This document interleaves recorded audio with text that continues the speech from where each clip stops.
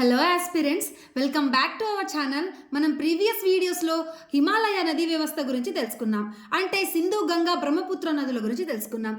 ఈరోజు ద్వీపకల్ప నదీ వ్యవస్థ అండ్ అంతర్భూభాగ నదీ వ్యవస్థ గురించి తెలుసుకుందాం. ఇక టాపిక్లోకి వెళ్తే ద్వీపకల్ప నదీ వ్యవస్థ. అయితే ఈ ద్వీపకల్ప నదీ వ్యవస్థను రెండు రకాలుగా వర్గీకరించారు. ఒకటి తూర్పుగా ప్రవహించే నదులు అండ్ పశ్చిమంగా ప్రవహించే నదులు.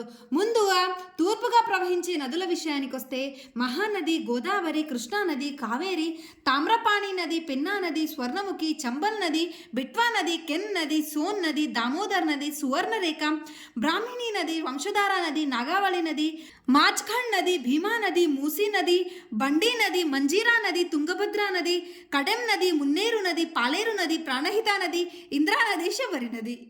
ఇన్నున్నాయని చూసి భయపడకండి ఫ్రెండ్స్, మనం రిపీటెడ్గా చూస్తూ ఉంటే అవే వచ్చేస్తాయి. బేసిక్గా వీటి జన్మస్థలాలు, వాటి యొక్క పొడవు అండ్ ఏ ఏ రాష్ట్రాల్లో ప్రవహిస్తాయి అనేవి గుర్తుంటే చాలు. మీరు మెయిన్గా ఫోకస్ చేయాల్సింది హిమాలయ నదీ వ్యవస్థ మీద ఫ్రెండ్స్. సింధు, గంగా, బ్రహ్మపుత్ర అండ్ వాటి యొక్క ఉపనదులను చూసుకోండి. తూర్పుగా ప్రవహించే నదుల్లో మొదటగా మహానది గురించి చూద్దాం. దీని యొక్క జన్మస్థలం ఛత్తీస్గఢ్లోని దండకారుణ్య సమీపం గల శివాహాస్ పర్వతాలు. సో ఏంటి ఫ్రెండ్స్, మహానది ఛత్తీస్గఢ్లోని షిహావా పర్వతాల వద్ద పుడుతుంది. దీని యొక్క పొడవు వచ్చేసి 857 కిలోమీటర్లు. ఇది ఛత్తీస్గఢ్, ఒరిస్సాల గుండా ప్రవహిస్తూ కటక్ కింద ఉన్న బంగాళాఖాతంలో కలుస్తుంది. అర్థమైంది కదా ఫ్రెండ్స్, ఛత్తీస్గఢ్ అండ్ ఒరిస్సాల గుండా ప్రవహిస్తూ కటక్ కింద ఉన్న బంగాళాఖాతంలో కలుస్తుంది. ఇది ఒరిస్సాలో పొడవైన నది. ఇది పగులు లోయ గుండా ప్రవహిస్తుంది. భారత్లో పొడవైన ఆనకట్ట వచ్చేసి హిరాకుడ్ ఈ నది పైనే ఉంటుంది. హిరాకుడ్ అనే ఆనకట్ట మహానది పైనే ఉంటుంది ఫ్రెండ్స్. నెక్స్ట్ వచ్చేసి గోదావరి నది. ఈ నది మహారాష్ట్రలోని నాసిక్, త్రయంబక్ సమీపం గల బీలే సరస్సు దగ్గర పుడుతుంది. ఈ నది యొక్క పొడవు వచ్చేసి 1465 కిలోమీటర్లు. దీని యొక్క ఉపనదులు ఇంద్రావతి, మూల, కిన్నెరసాని, శబరి, సిలేరు, ప్రవర, ప్రాణహిత, వైన్గంగా, పెన్గంగా, కడెం, వార్దా, మంజీరా అండ్ మానేరు ఇవన్నీ కూడా గోదావరికి ఉపనదులు అవుతాయి ఫ్రెండ్స్. గోదావరి నది నిజామాబాద్ జిల్లాలోని కందకుర్తి వద్ద తెలంగాణలోకి ప్రవేశిస్తుంది. ఎక్కడో ఫ్రెండ్స్, నిజామాబాద్ జిల్లాలోని కందకుర్తి వద్ద గోదావరి నది తెలంగాణలోకి ప్రవేశిస్తుంది. ఈ నది వల్ల వరంగల్, ఖమ్మం జిల్లాల సరిహద్దుల్లో బైసాన్ గార్జ్ ఏర్పడింది. గోదావరి నది పశ్చిమ గోదావరి జిల్లాలోని పోలవరం వద్ద మైదాన ప్రాంతాన్ని కూడా చేరుకుంటుంది. ఇది రాజమండ్రికి దిగువన 7 పాయలుగా చీలి అంతర్వేది వద్ద బంగాళాఖాతంలో కలుస్తుంది. గౌతమి, వశిష్ఠ పాయల మధ్య గల ప్రాంతాన్ని కోనసీమ అంటారు. ఎక్కడ ఫ్రెండ్స్, గౌతమి, వశిష్ఠ పాయల మధ్య గల ప్రాంతాన్ని కోనసీమ అంటారు. ఇది కొబ్బరి తోటలకు ప్రసిద్ధి. ఇది ద్వీపకల్ప భారత్లో పొడవైన నది. భారత్లో జన్మించి భారత్లో మాత్రమే ప్రవహించే నదులలో పొడవైనది. దీనిని దక్షిణ గంగా అని, ఇండియన్ రైన్ అని, కౌల నది అని, తేలివాహన నది అని ఇలాంటి పేర్లతో పిలుస్తారు. గోదావరి మహారాష్ట్ర, తెలంగాణలో ప్రవహిస్తుంది. ఎక్కువ దూరం అయితే మన మహారాష్ట్రలో ప్రవహిస్తుంది. నెక్స్ట్ వచ్చేసి కృష్ణానది. ఈ నది మహారాష్ట్రలోని మహాబలేశ్వర్ పర్వతాల వద్ద పుడుతుంది. ఎక్కడ ఫ్రెండ్స్, మహారాష్ట్రలోని మహాబలేశ్వర్ పర్వతాల వద్ద పుడుతుంది. దీని యొక్క పొడవు 1400 కిలోమీటర్లు. దీనికి వచ్చేసి ఉపనదులు వచ్చేసి తుంగభద్ర. దీనిని ఆంధ్రప్రదేశ్ దుఃఖదాయినిగా పిలుస్తారు. ఈ తుంగభద్ర నది అనేది కృష్ణా నదికి ఉపనది అవుతుంది. దీనిని ఆంధ్రప్రదేశ్ దుఃఖదాయినిగా పిలుస్తారు. కోయానా, మూసి, భీమా, మున్నేరు అనేవి కూడా దీని యొక్క ఉపనదులు. ఇది నారాయణపేట జిల్లా ముక్తల్ మండలం తంగడి వద్ద తెలంగాణలోకి ప్రవేశిస్తుంది. తెలంగాణలోకి ఎక్కడ ప్రవేశిస్తుంది ఫ్రెండ్స్, నారాయణపేట జిల్లా ముక్తల్ మండలం తంగడి వద్ద తెలంగాణలోకి ప్రవేశిస్తుంది. ఇది విజయవాడకు 64 కిలోమీటర్ల దిగువన పులిగడ్డ వద్ద 2 శాఖలుగా చీలి బంగాళాఖాతంలో కలుస్తుంది. ఈ 2 శాఖల మధ్య గల సారవంతమైన ప్రాంతాన్ని దివిసీమ అంటారు. ఏంటి ఫ్రెండ్స్, ఈ 2 శాఖల మధ్య గల సారవంతమైన ప్రాంతాన్ని దివిసీమ అంటారు. 1977 నవంబర్ 19న దివిసీమ ఉప్పెన సంభవించింది. ప్రపంచంలోనే అతి ఎత్తైన కట్టడం నాగార్జున సాగర్ ఈ నదిపైనే నల్గొండలోని నందికొండ వద్ద ఉంటుంది. నది వల్ల కృష్ణా, పశ్చిమ గోదావరి జిల్లాల మధ్య కొల్లేరు అనే మంచినీటి సరస్సు ఏర్పడింది. నెక్స్ట్ వచ్చేసి కావేరి నది. ఈ నది కర్ణాటకలోని బ్రహ్మగిరి కొండల వద్ద గల తలై కావేరి దగ్గర పుడుతుంది. దీని యొక్క పొడవు వచ్చేసి 805 కిలోమీటర్లు. ఇది కర్ణాటక, తమిళనాడు గుండా ప్రవహిస్తూ బంగాళాఖాతంలో కలుస్తుంది. ఈ నది ఎగువ ప్రాంతం నైరుతి ఋతుపవనాల వల్ల, దిగువ ప్రాంతం ఈశాన్య ఋతుపవనాల కాలంలో వర్షపాతం పొందుతుంది. అందువల్ల ఈ నది సంవత్సరం పొడవున ప్రవహిస్తుంది. దీనిని దక్షిణ భారతదేశంలో జీవనదిగా పిలుస్తారు. దక్షిణ భారతదేశంలో జీవనది ఏది ఫ్రెండ్స్? కావేరి నది. అయితే ఈ నది వల్ల కర్ణాటకలో 2 దీవులు ఏర్పడ్డాయి. ఏంటవి? శివసముద్రం అండ్ శ్రీరంగపట్టణం. నెక్స్ట్ వచ్చేసి తామ్రపాణి నది. ఇది కేరళ రాష్ట్రం పశ్చిమ కనుమల్లో ప్రారంభమవుతుంది. దీనిని తామీరభరణి నది అని పిలుస్తారు. నెక్స్ట్ వచ్చేసి పెన్నా నది. ఇది కర్ణాటకలోని నందిదుర్గ కొండల వద్ద గల చెన్నకేశవగిరిలో పుడుతుంది. దీని యొక్క పొడవు 597 కిలోమీటర్లు. దీనిని పినాకిని నది అని కూడా పిలుస్తారు మరియు రాయలసీమ జీవనాడి అని కూడా అంటారు.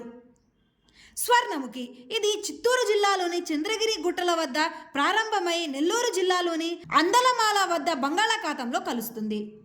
శ్రీకాళహస్తి అనే ప్రసిద్ధ శైవ క్షేత్రము ఈ నది ఒడ్డున ఉంది. శ్రీకాళహస్తి అనే ప్రసిద్ధ శైవ క్షేత్రము ఎక్కడుంది ఫ్రెండ్స్? స్వర్ణముఖి నది ఒడ్డున ఉంది. నెక్స్ట్ వచ్చేసి చంబల్ నది.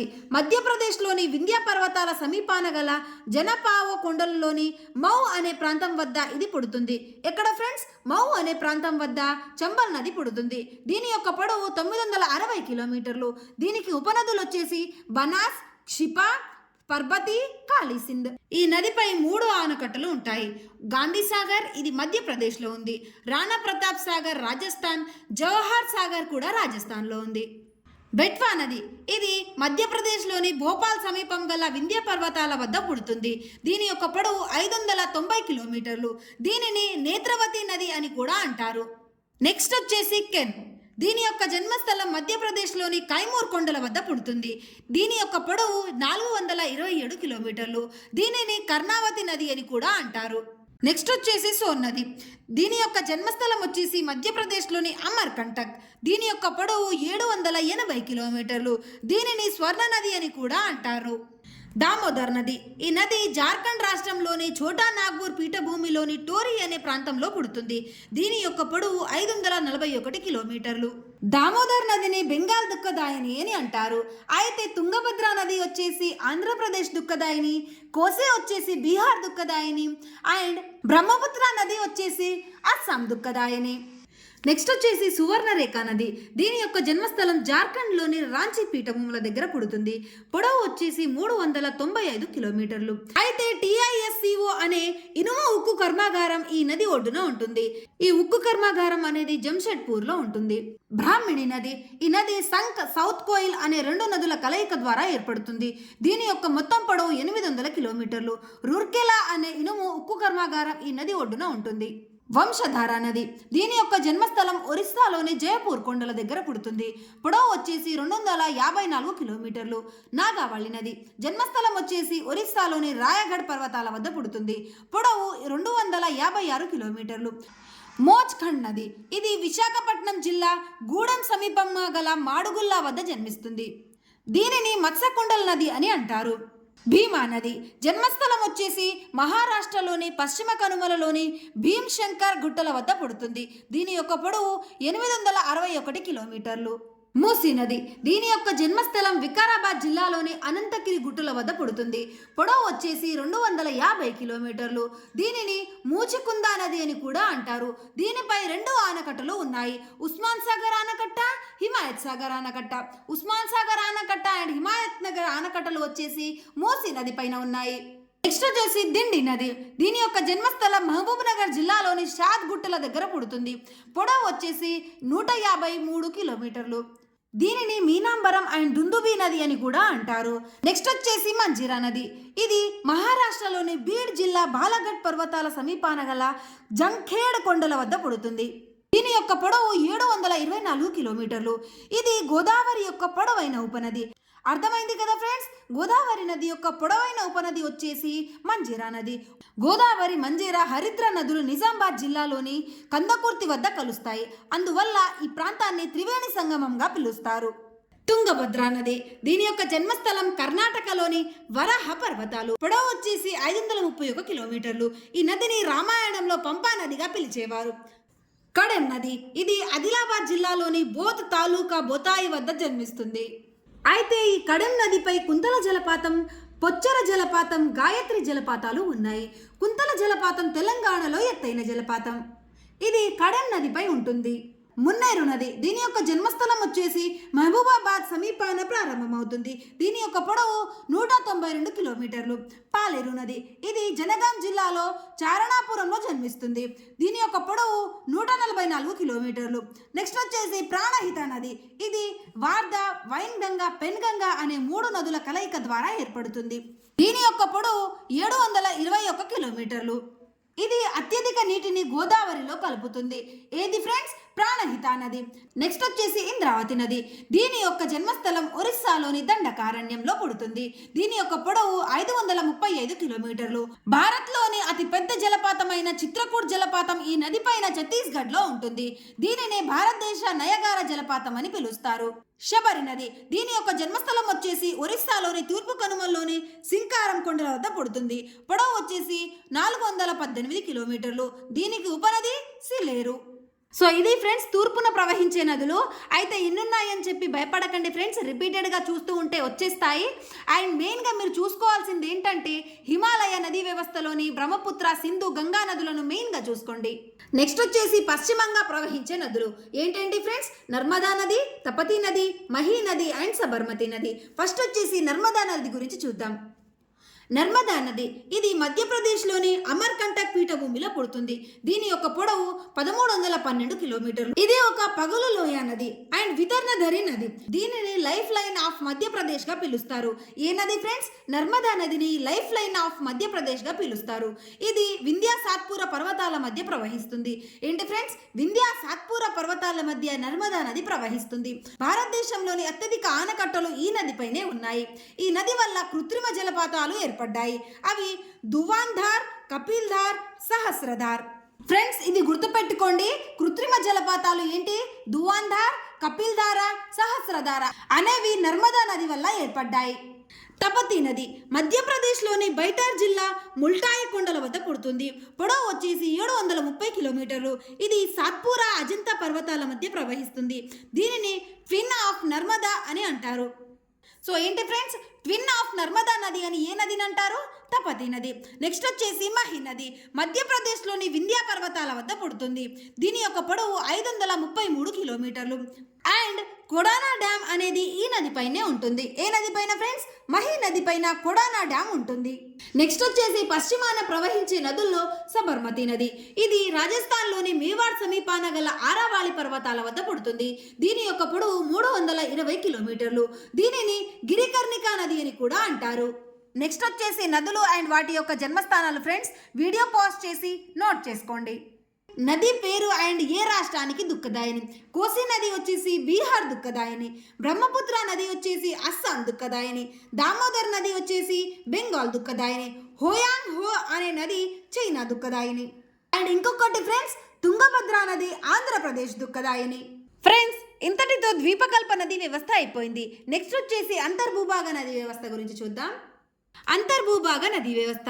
నది తన ప్రవాహాన్ని సముద్రం వరకు చేరవేయలేక మధ్య మార్గములోనే ఇసుక రేణువులతో కానీ ఉప్పు నీటి సరస్సులతో కానీ అంతమైపోయే నదులను అంతర్భూభాగ నదులు అంటారు. ప్రపంచంలో అతిపెద్ద అంతర్భూభాగ నది వచ్చేసి వోల్గా. ఇది రష్యాలో ఉంటుంది. భారత్లో అతిపెద్ద అంతర్భూభాగ నది ఘగ్గర్ నది. భారత్లో అతిపెద్ద అంతర్భూభాగ నదీ వ్యవస్థ గల రాష్ట్రం రాజస్థాన్. వచ్చేసి ఘగ్గర్ నది ఇది దిగువ హిమాలయాలు లేదా శివాలిక్ హిమాలయాల వద్ద పుడుతుంది. దీని యొక్క పొడవు 465 కిలోమీటర్లు. లోని నది దీని యొక్క జన్మస్థలం రాజస్థాన్లోని అన్నసాగర్ సరస్సు వద్ద పుడుతుంది. పొడవు వచ్చేసి 462 కిలోమీటర్లు.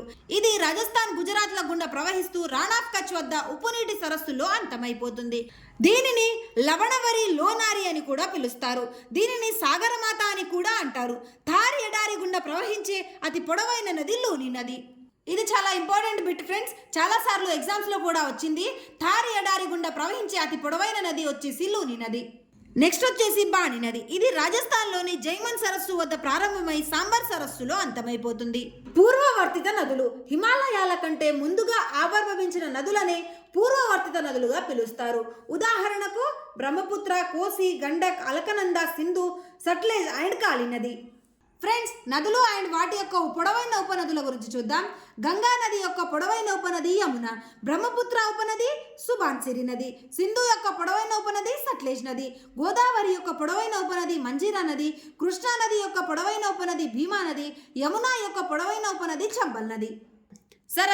సరస్సుల గురించి అధ్యయనం చేసేదాన్ని లిమ్నాలజీ అంటారు.